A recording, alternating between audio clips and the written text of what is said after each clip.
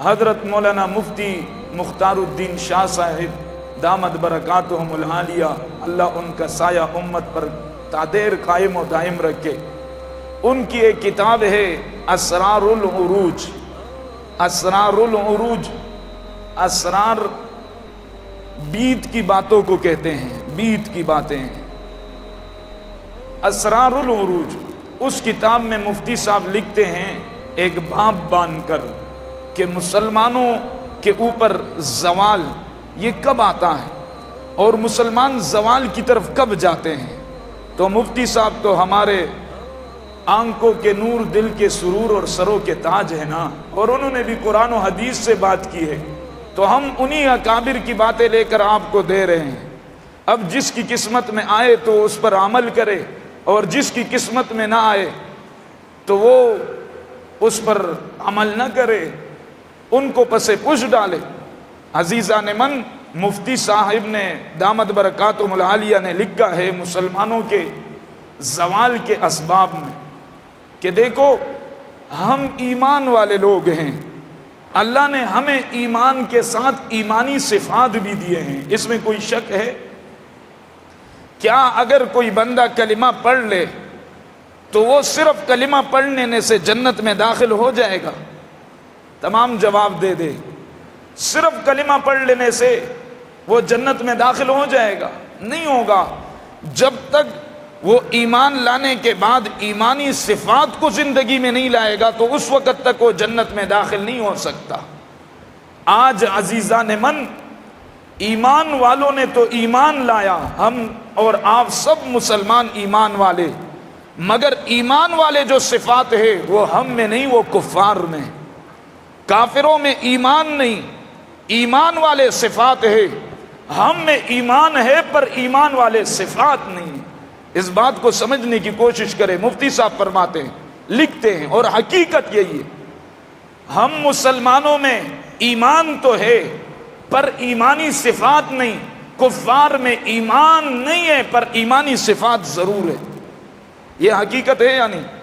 اور قرآن نے کہا ہے ظہر الفساد فی البر والبحر بما کسبت ایدی الناس، کہ جو پیغمبر نے فرمایا اعمالکم اعمالکم، جیسے تمہارے اعمال ہوں گے ویسے ہی تمہارے ساتھ معاملہ کیا جائے گا، ویسے ہی تم پر حکمران مسلط ہوں گے۔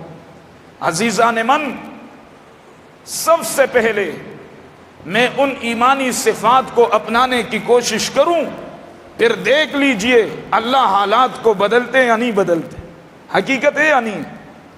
اس کے اوپر میں چند دل خراش واقعات دیتا ہوں، جن کے اوپر دل روتا ہے، ایسے واقعات دیتا ہوں۔ عزیزان من، ہر انسان کی زبان پر ہے، آج میں آپ کے سامنے بیان نہیں، اصلاحی باتیں کرنا چاہتا ہوں۔ ہر مسلمان کی زبان پر ملک پاکستان میں، چاہے بچہ ہے، جوان ہے، بوڑھا ہے، عورت ہے، جو بھی ہے، مہنگائی کا لفظ ہے یا نہیں؟ سب بتائے، غلط باتیں تو نہیں کر رہا، پھر آپ سب مجھے جواب دینا۔ سب کی زبان پر مہنگائی کا لفظ ہے یا نہیں؟ سب کہے مہنگائی کا لفظ ہے یا نہیں؟ مہنگائی ظلم ہے، لیکن ظلم اگر ہمارے ساتھ ہو رہا ہے تو اس کا یہ علاج بھی نہیں ہے کہ ہم ظالم بنیں، ہم ظالموں نہیں بنیں گے، پر ہائے افسوس، مہنگائی بعد میں آتی ہے، ظلم بعد میں آتا ہے۔ ظالم کے ظلم سے پہلے، سب سے پہلے ظالم میں بنتا ہوں، اس کے بعد آپ بنتے ہیں۔ حقیقت ہے یا نہیں؟ ظلم تو بعد میں آتا ہے، مہنگائی بعد میں آتی ہے، اس سے پہلے ہم خود مہنگائی لے کر آتے۔ کراچی میں خوشاب یا اس علاقے کا ابھی چند دن پہلے کی بات ہے، میرے ساتھ ایک نوجوان ملا، ان باتوں سے ذرا نصیحت لینے کی کوشش کیجئے، میں بھی نصیحت لیتا ہوں۔